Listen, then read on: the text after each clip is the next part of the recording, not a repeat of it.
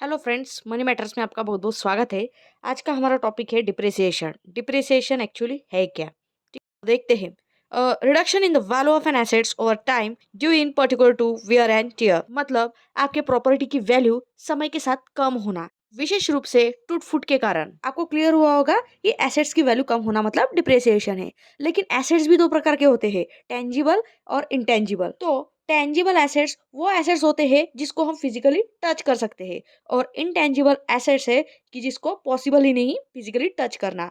जैसे एग्जांपल देखे, tangible assets के है एग्जांपल, जैसे कुछ मशीन्स है कंपनी की, या फिर बिल्डिंग्स है, मोबाइल है, कुछ भी जिसे हम इजीली फिजिकली टच कर सकते हैं। और इनटेंजिबल एसेट्स में आते हैं जैसे कि डोमेन नेम है, ट्रेडमार्क्स है, और कुछ ऐसी अच्छी चीजें जो कंपनी ने अपने रेपुटेशन के लिए बनाई हो। और मेन चीज यह है कि डिप्रिसिएशन टेंजिबल एसेट्स में होता है। लेकिन ऐसा क्यों, चलो देखते हैं वो। इसको हम एक एग्जाम्पल के तौर पे समझने की कोशिश करते हैं।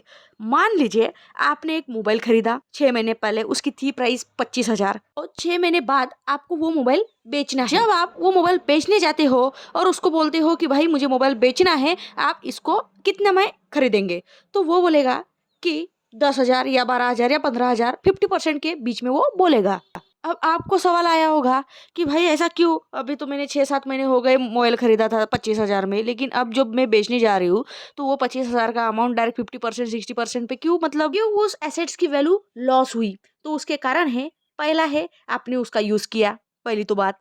दूसरा है कि वो पुरानी हो चुकी है मोबाइल। तीसरा, टूट फूट भी हो सकता है, आपने यूज किया है तो कभी कभी नीचे गिरता है, स्क्रैचेस आते हैं, ठीक है। या फिर आउट ऑफ फैशन आप क्यों बेच रहे हो, आपको वो अभी पुराना लग रहा है, आपको लग रहा है कि अभी नई स्टाइल वाला आया है तो अपन नए वाले इसके हिसाब से लेते हैं, तो वो मतलब आउट ऑफ फैशन हो गया। और पांचवा है कि टेक्नोलॉजी, कि उसके अंदर जो जो एप्लीकेशन से रिलेटेड आपने खरीदा और 6 महीने बाद नया टेक्नोलॉजी आया हो, तो आपको लग रहा है कि अभी पुराने पे इस पे बहुत काम कर लिया, बहुत यूज कर लिया, तो हम अभी नए अपग्रेडेशन के साथ नया वाला मोबाइल लेते हैं, तो तभी आप बेचने गए हो। तो ये कारण होते हैं एसेट्स की वैल्यू लॉस होने के। तो यह था डिप्रिसिएशन। आशा करती हूँ कि आपको ये पूरी कंसेप्ट क्लियर हुई होंगी। मेरी कोशिश यह है कि आपको हर एक फाइनेंशियल टर्म्स सीधी सादी लैंग्वेज में समझाने की कोशिश करूँ।